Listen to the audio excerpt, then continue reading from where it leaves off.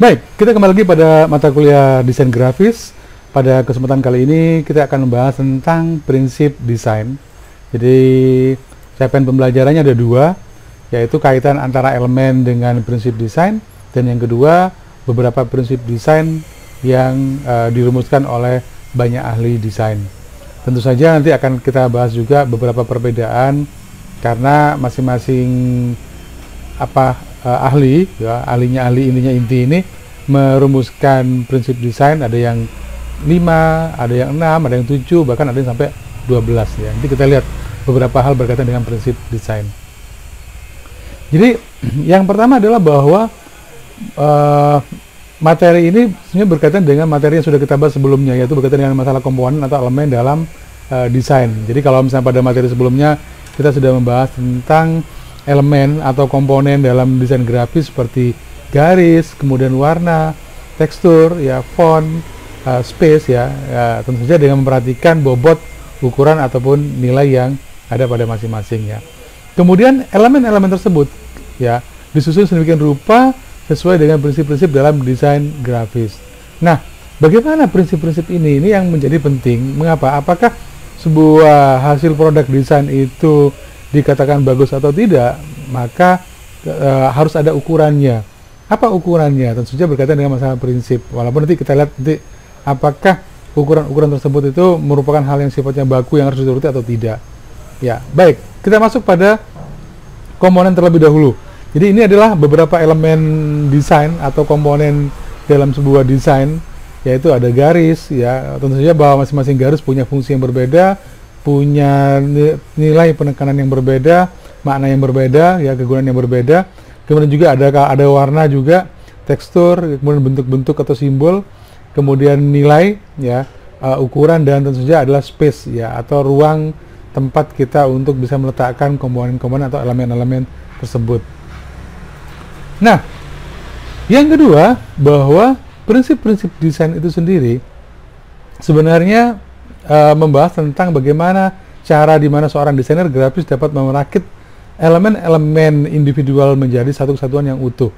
Ini sebenarnya ada sifat unity juga di sini, bahwa komponen-komponen tersebut ketika diletakkan di sebuah ruang atau di space tadi itu pasti harus terintegrasi, pasti harus menyatu sehingga bisa menjadi sebuah produk atau karya yang memiliki nilai, ya. Kemudian desainer menarik perhatian pemirsa ke elemen penting itu, yaitu dengan menempatkan elemen penting tersebut di kira-kira di bagian apa, ya, yang kira-kira yang orang itu akan melihatnya sebagai sebuah hal yang sifatnya eye catching, yang orang melihatnya itu wow, oh ini maksudnya, gitu ya. Berbeda dengan lukisan abstrak yang orang nggak harus paham berkaitan dengan apa yang ada di dalamnya. Tapi kalau dalam konteks desain grafis, maka keterpahaman ini juga menjadi penting. Karena apa? Karena media ini merupakan bagian dari media komunikasi, ya.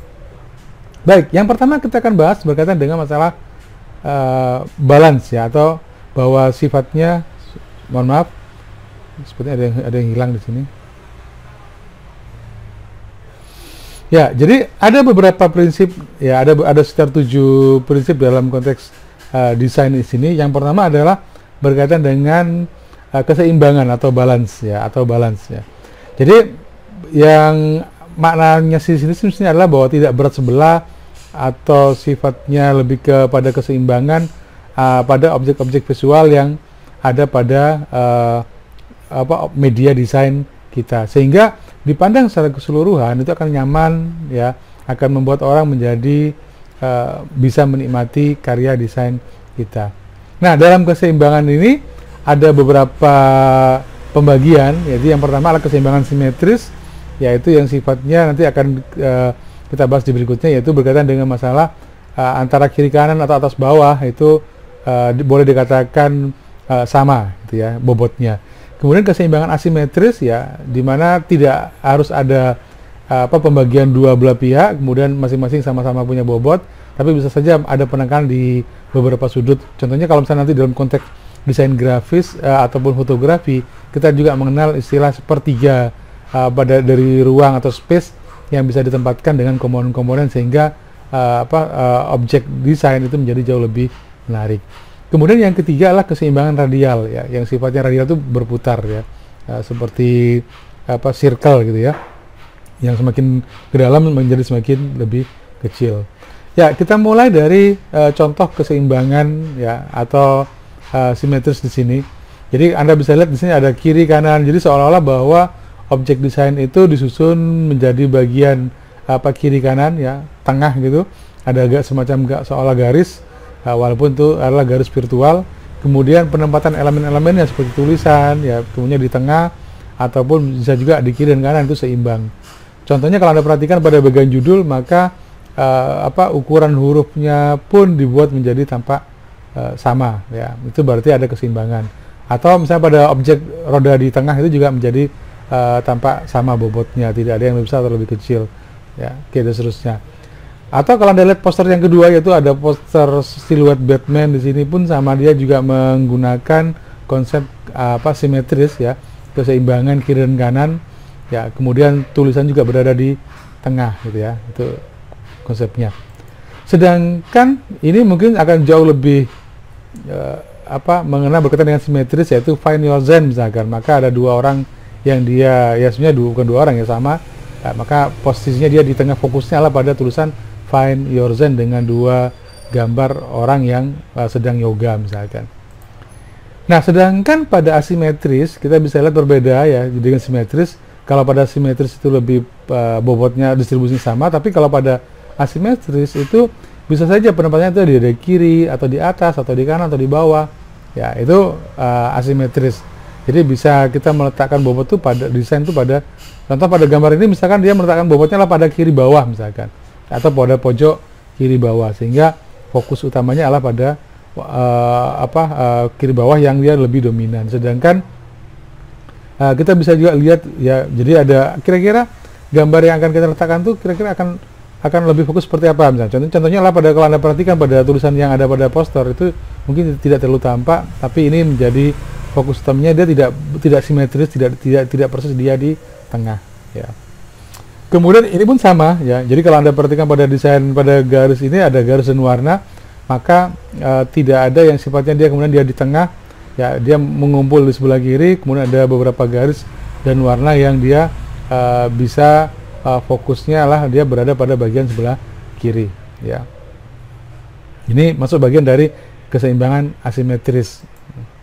Nah, sedangkan contoh dari radial ya, itu adalah bagaimana fokus gambar dia berada di tengah ya, dari semuanya melingkar.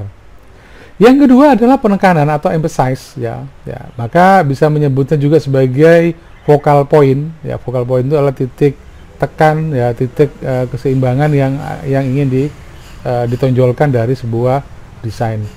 Maka penekanan atau focal point itu bagian hal yang ingin diperhatikan oleh audiens atau oleh penggunanya. Ya, caranya gimana? Caranya bisa dilakukan dengan cara misalnya memberikan kontras ya, baik itu berupa warna, tekstur, mungkin juga ukuran ya. Sehingga kita bisa lihat contohnya di sini dari gambar, dari background dengan dominan warna kuning atau ke warna oranye, kemudian ada tangga dengan warna biru ya. Maka kontras antara gambar tangga dengan background itu menjadi begitu tampak, itu penekanan ya. Nanti di beberapa contoh di terakhir saya akan berikan contoh yang lainnya. Ini pun sama, ini ada sebuah poster di Jogja misalkan. Maka kalau Anda perhatikan, maka semua yang ada di poster ini lebih dominan ke warna abu-abu ya, tapi ada gambar becak ya dengan pesona Jogja misalkan, kemudian itu tampak dia menonjol ya, tampak dia dibuat menjadi berwarna juga ya, colorful, sehingga dia menjadi ada penekanan pada becaknya ya. Andai kata kemudian gunungnya ataupun tugunya yang ditekankan, mungkin becaknya akan berwarna abu-abu, kemudian gunung dan ininya yang berwarna.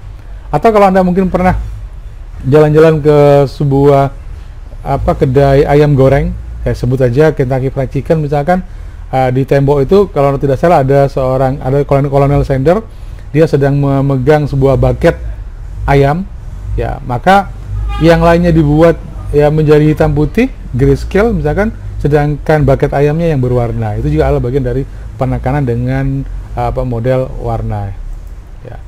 Kemudian yang ketiga yaitu menggunakan konsep hierarki ya. Hierarki itu sebenarnya terbentuk ketika kemudian Anda sudah menyusun elemen-elemen tersebut.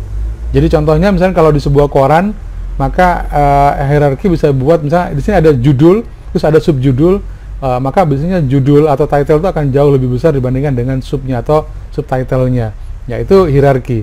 Ya, itu jadi ada urutan, ini subnya akan jauh lebih kecil lagi. Ya, demikian juga dengan misalnya sebuah cover majalah, maka gambar yang ingin ditonjolkan maka bisa secara skala itu maka ukurannya akan jauh lebih besar dibandingkan dengan yang tidak. Maka kemudian menurun lagi ke berikutnya.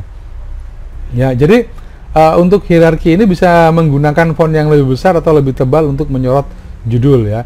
Kemudian juga bisa menempatkan pesan utama lebih tinggi dari elemen desain lainnya. Jadi posisinya bisa dari ukuran. Jadi orang bisa membaca dari atas ke bawah, maka kemudian ukuran yang di atasnya akan jauh lebih besar dibandingkan dengan di bawahnya, misalnya ya. Kemudian juga bisa menambahkan fokus ke visual yang lebih besar, misalkan dengan cara warnanya diberi stabilo atau dikasih kotak, ya itu untuk memberikan fokus atau tingkatan bahwa dia jauh lebih penting dibandingkan dengan yang di bawahnya.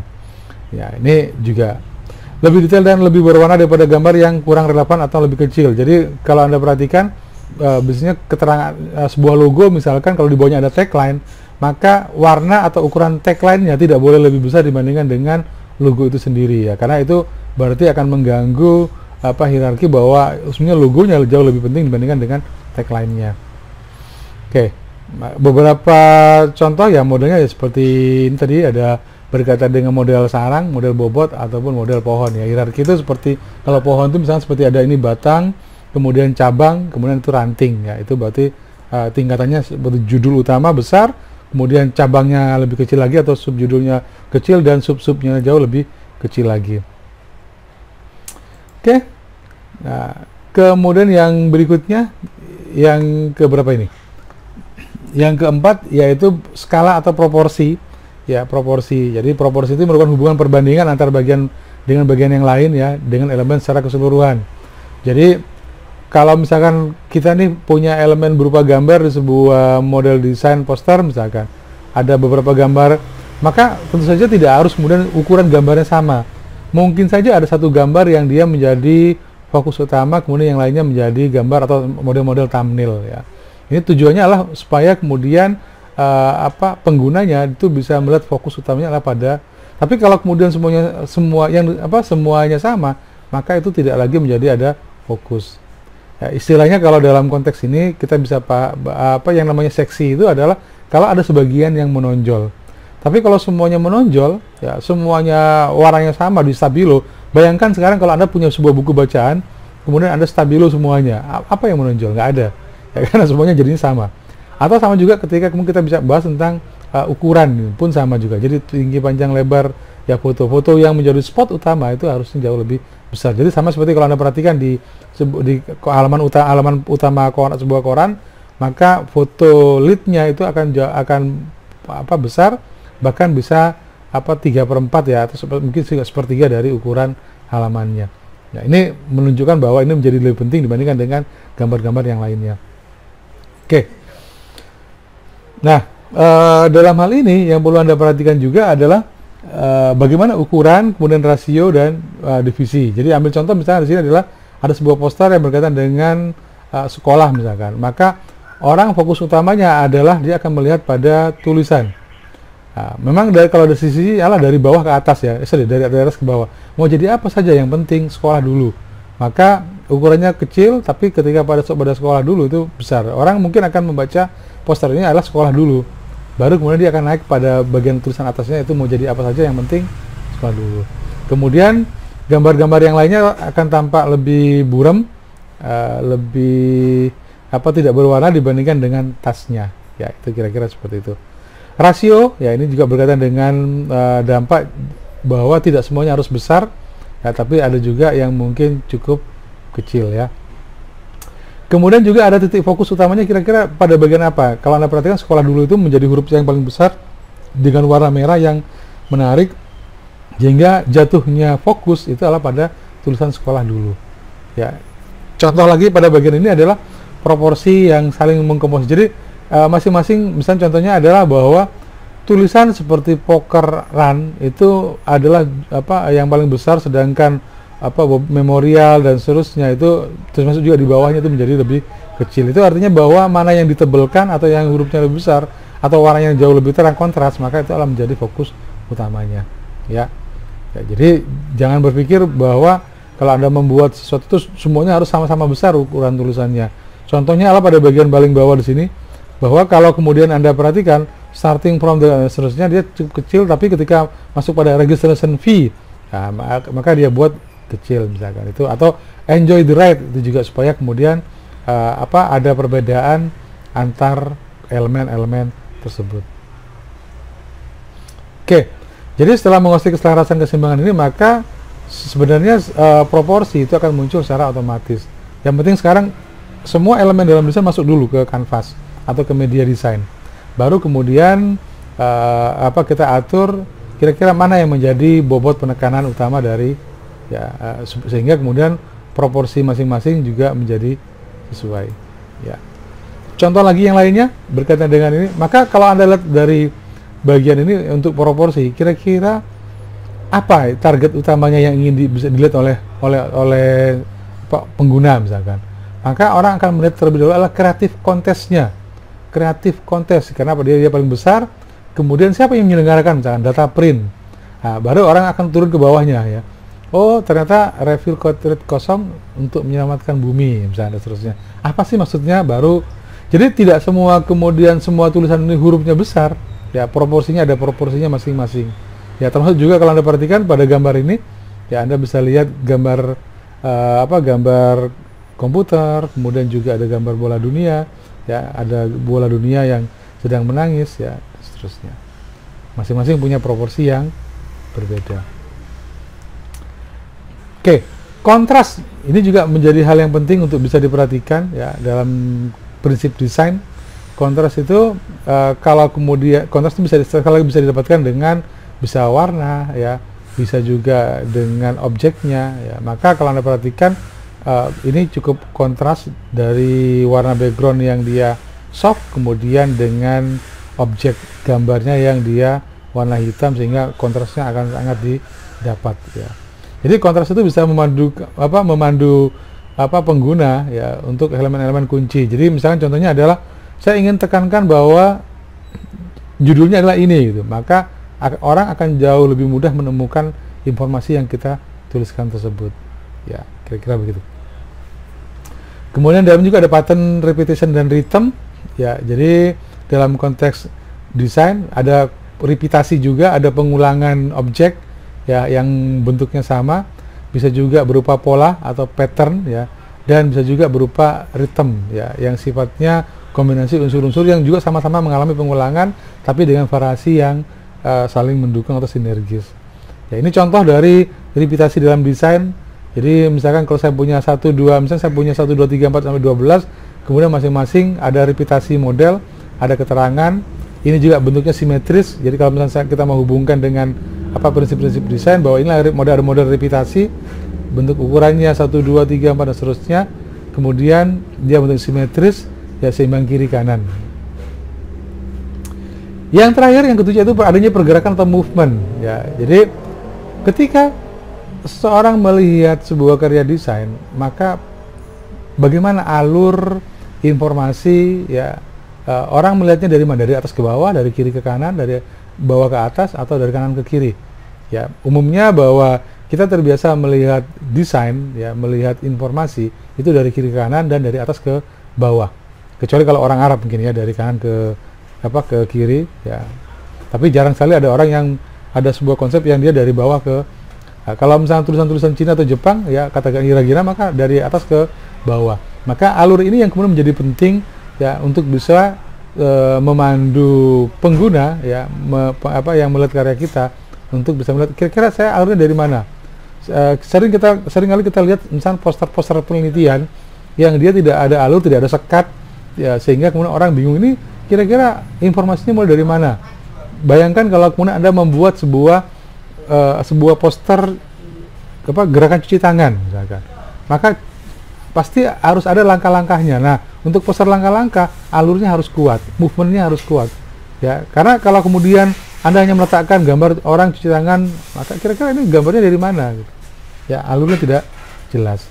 Ya, jadi alur jelas itu menunjukkan juga urutan, bisa juga menunjukkan urutan. Saya ambil contoh seperti ini misalkan, maka sebenarnya ini adalah poster yang melihat informasi itu dari atas ke bawah. Jadi mulai dari string band fever misalkan ya, kemudian tulisan ke bawahnya semakin kecil ya, dia menuju ke arah bawah. Jadi string band fever, one grass, two grass dan seterusnya, maka Saturday April ya dan seterusnya. Ini sebuah poster yang dia punya flow dari atas ke bawah. Jadi tidak ada ya beruntung Bang, ini adalah sebuah poster sederhana yang menempatkan elemen-elemennya ya berurut dari atas ke bawah. Nah, dari 7 prinsip desain tadi yang lainnya, sebenarnya ada banyak lagi yang lainnya ya, alignment, proximity, white space, kemudian color, typography dan seterusnya. Saya ambil contoh di sini misalkan space. Jadi kalau misalkan background kita itu adalah putih misalkan, maka sebenarnya kita bisa saja memainkan konsep dasar dari dari antara background dengan objek gambar itu sendiri. Jadi warna putih yang kita anggap sebagai negatif space tadi itu sebenarnya bisa juga menjadi objek gambar yang bisa kita gunakan. Contoh kalau Anda perhatikan, ini ada sebuah gambar apel, backgroundnya mungkin kita anggap ini sebuah biru, seolah ini adalah seperti sebuah apel yang dia digigit ya dari kiri kanan atau sekelilingnya, kemudian di tengahnya ada gambar wajah ya. Kalau Anda perhatikan baik-baik, maka kalau dalam konteks negatif space, maka background itu juga bisa menjadi sebuah objek. Maka Anda bisa lihat bahwa ini adalah dua gambar wajah yang saling berhadapan-hadapan. Ya, ini juga bagian kanannya adalah sebuah gambar ya. Mungkin sama seperti kalau Anda perhatikan logo Carrefour. Logo Carrefour itu juga menggunakan konsep negatif space ya, atau hidden logo, di mana ketika Anda memperhatikan logo dari Carrefour itu tampak seperti sebuah panah kiri kanan dengan warna biru dan warna merah. Sedangkan di bagian tengahnya itu tampak dia kosong.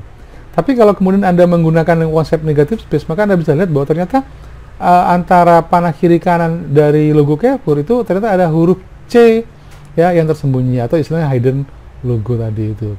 C dari Carrefour ya. Oke. Untuk logo kita akan bahas secara spesifik di bagian desain logo. Oke. Nah, sedangkan yang lainnya lagi ya, tadi sudah sempat saya sampaikan pada Anda bahwa di awal bahwa masing-masing ahli desain merumuskan beberapa prinsip. Jadi ada yang merumuskan prinsip ada 5 seperti reputasi, alignment ya dan seterusnya, proximity misalkan. Ada juga yang ini berapa? 1 2 3 4 5 6 7. Ya, saya kira ini bisa dibaca sendiri kira-kira perbedaannya apa. Di sini juga ada beberapa contoh, ada rhythm, proportion, variety, kontras ya, balance, hampir sama sih. Ada balance juga ya, emphasize juga sama ya. Kemudian juga ini sebuah konsep gambar elemennya di sebelah kiri ya, untuk mengulang aja dari yang materi sebelumnya, yaitu line, shape, form, value, texture, space atau perspektif. Kemudian patternnya, untuk prinsipnya ada pattern, rhythm, proportional scale, balance, unity dan emphasize ya. Ini ada berapa? 1 2 3 4 5 6 7 8 9. Oke, 9 prinsip yang sebagian sudah hampir sama. Jadi ada yang dia digabungkan, ada yang dia dipisah. Contohnya seperti pada skala misalkan ya, dan proporsi ya. Oke. Ya, secara prinsip dasar, maka ketika Anda membuat sebuah konsep desain, maka beberapa pertanyaan tentang bagaimana, mengapa, siapa dan di mana itu juga menjadi penting ya, untuk bisa mengimplementasikan prinsip-prinsip sebuah desain yang efektif ya. Kemudian nanti kita bahas pada infografis pun demikian, bentuk-bentuk desain ya dalam infografis itu akan menentukan tingkat pemahaman dari bentuk-bentuk tersebut ya. Informasi yang disampaikan dalam bentuk infografis itu harus memiliki makna yang jauh lebih mudah dipahami oleh penggunanya. Nih, silakan dibaca ya. Kemudian di bagian terakhirnya adalah ada checklist juga. Ini cukup menarik kalau buat saya. Kenapa? Karena artinya begini. Ketika Anda sudah membuat sebuah konsep desain, maka bagaimana cara mengujinya? Ya, bagaimana cara mengujinya? Maka Anda bisa menggunakan checklist yang ada di sini untuk bisa mengukur apakah prinsip-prinsip yang sudah Anda terapkan tersebut itu ya, atau desain tersebut itu sudah sesuai atau tidak. Jadi bisa berkaitan dengan kriteria clear communication atau facilitating comparison-nya ada atau tidak, atau color of emphasis or distinction-nya, ya, implementation consideration-nya, sampai pada legibility and clarity-nya, ya. Oke, saya mendapatkan bahan yang cukup menarik, ya, termasuk juga contoh-contohnya, yaitu 12 visual hierarchy principle, ya, yang every designer need to know. Tapi saya akan beralih ke bentuk web karena jauh lebih mudah di scrolling, ya. Jadi ini cukup menarik kalau buat saya. Kenapa? Karena pada 12 visual hierarchy principle ini kita bisa lihat yang pertama contohnya. Jadi prinsip yang pertama adalah size and scale misalkan. Maka kalau kemudian Anda punya dua objek berupa paus dan penyelam dengan ukuran yang sama, maka makna dari desainnya itu menjadi kurang. Tapi ketika kemudian Anda letakkan atau ukuran dari si penyelamnya itu lebih kecil dibandingkan paus, maka ini menjadi jauh lebih masuk akal. Kenapa? Karena memang seharusnya bahwa paus itu harusnya jauh tampak lebih besar dibandingkan dengan si manusianya. Walaupun mungkin ini efek kamera, ya ini kan cuma siluet kan. Soalnya efek kamera sama loh. Kalau si penyelamnya itu lebih mendekati kamera dibandingkan dengan paus, memang betul bisa saja kemudian si penyelam tampak sama ukurannya dengan paus. Tapi saya kira kesannya menjadi kurang kuat, ya. Nah, sehingga setelah dirubah menjadi seperti ini, maka gambar desain ini menjadi jauh lebih saya kira jauh lebih bagus lagi. Kemudian kontras, color dan kontras misalkan. Jadi ketika kemudian Anda punya sebuah elemen desain seperti ini, ada beberapa orang berjajar dan di tengahnya itu ada orang yang dia berbeda dengan yang lainnya, maka bagi orang yang melihat dari desain ini, dia nggak bisa membedakan mana yang berbeda. Kenapa? Karena warnanya sama. Tapi ketika kemudian warnanya dia buat menjadi jauh berbeda, ya, dengan model yang berbeda, maka orang bisa lihat, oh ini ternyata yang berbeda dibandingkan dengan yang lainnya, ya. Itu berkaitan dengan masalah color and contrastnya. Tipografi hierarki misalkan, kalau kemudian Anda buat desain Anda tulisannya sama semua ukurannya, ya, maka tentu saja dia juga tidak menarik, ya. Tingkat keterbacanya rendah, kemudian juga daya tariknya juga menjadi rendah, tidak ada yang ditonjolkan, ya. Tapi ketika kemudian Anda bikin kartu nama, misalkan kemudian ada Jane Smith, ya, ada foto dari Jane Smith, kemudian dia baru nomor telepon, alamat, dan seterusnya. Itu mengapa kalau dalam konteks misalnya desain kartu nama atau business card, maka tidak bisa kemudian Anda menggunakan jenis hurufnya yang sama semua. Ya, Anda bisa mainkan mungkin warna seperti ini atau ukurannya. Spacing misalkan, kalau Anda misalnya ada astronot yang dia mendekati bulan, maka ini tampak seolah-olah bahwa penekanannya tidak ada, ya, pada spacing. Jadi tapi ketika Anda letakkan sedikit bulannya menjauh, maka Anda bisa lihat bahwa oh ternyata si astronot itu, jadi astronotnya yang penekanannya adalah pada astronotnya dibandingkan dengan bulannya, ya, dengan adanya jarak di sini. Kemudian proximity misalkan atau pendekatan, ini objek yang before ini adalah soal dia terpisah, ya, terpisah. Tapi kalau ketika kita gabungkan, maka ini adalah sebuah tim. Misalkan Anda mau ngomong apa sih di sini? Ini apakah dia disiwa atau dia dimusuhin dengan dua orang ini atau bagaimana? Kalau misalnya prinsipnya bahwa oke, we are a team, maka mungkin dengan cara meletakkan. Ini juga dia menggunakan prinsipal, yaitu model ganjil, ya, ganjil. Kemudian negative space seperti yang tadi sudah saya contohkan.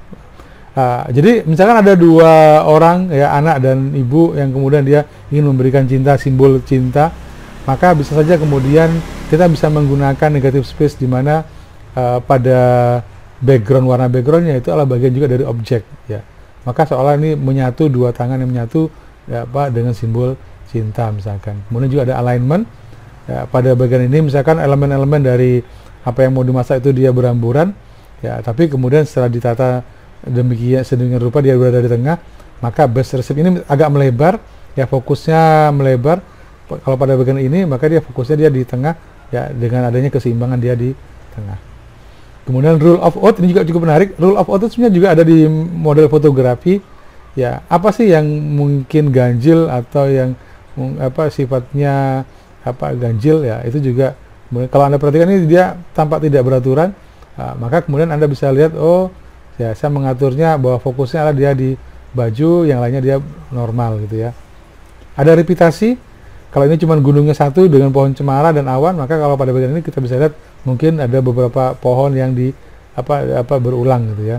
Kemudian ada leading line ya, pengaturan garis ya, yang menjadi dia tampak ya, tapi sekali lagi ini tergantung dari masalah penggunaan aja.